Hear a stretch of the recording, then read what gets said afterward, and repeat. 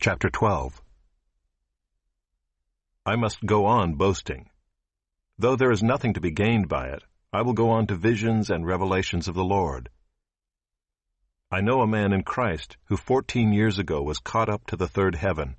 Whether in the body or out of the body, I do not know. God knows.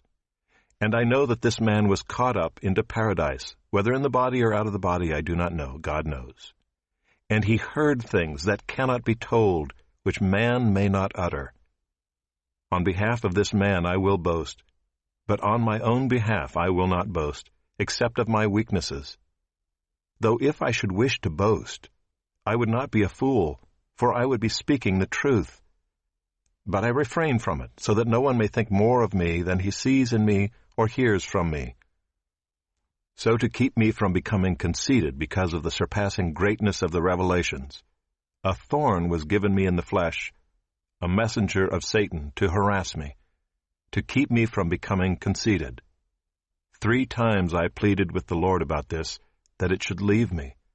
But he said to me, "My grace is sufficient for you, for my power is made perfect in weakness." Therefore I will boast all the more gladly of my weaknesses, so that the power of Christ may rest upon me. For the sake of Christ, then, I am content with weaknesses, insults, hardships, persecutions, and calamities.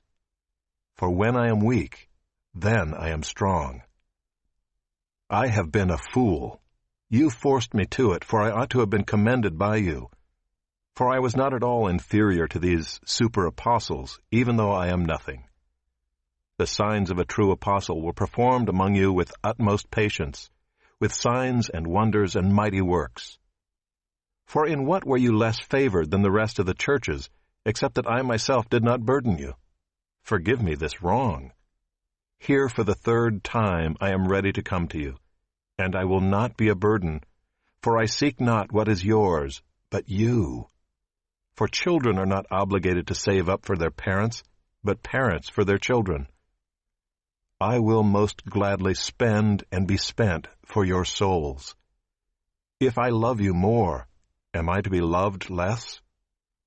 But granting that I myself did not burden you, I was crafty, you say, and got the better of you by deceit. Did I take advantage of you through any of those whom I sent to you? I urged Titus to go, and sent the brother with him. Did Titus take advantage of you? Did we not act in the same spirit? Did we not take the same steps? Have you been thinking all along that we have been defending ourselves to you? It is in the sight of God that we have been speaking in Christ, and all for your upbuilding, beloved.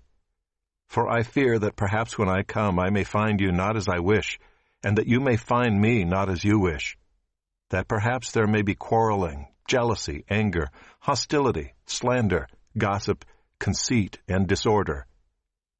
I fear that when I come again, my God may humble me before you, and I may have to mourn over many of those who sinned earlier and have not repented of the impurity, sexual immorality, and sensuality that they have practiced.